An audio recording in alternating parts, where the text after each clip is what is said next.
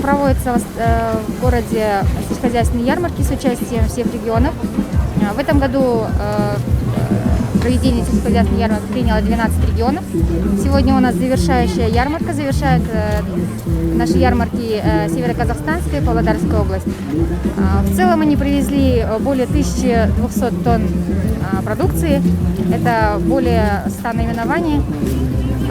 Порядка 200 производителей принимают участие. Цены здесь по ценам от производителя. В целом это на 15-20% ниже среднерыночных по городу.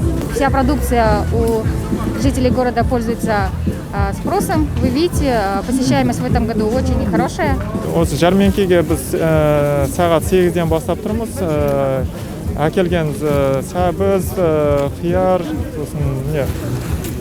көп сұраныс бар. Былтыр келген кісілер қайтып келіп жатыр бізге. Алған осы өнімдерімізді сұрап жатыр, қашан келесіңдер деп тағы да сұрап жатыр.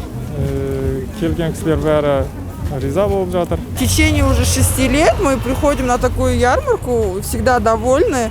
И самое главное, узнаем своих производителей. И вот андық өнім.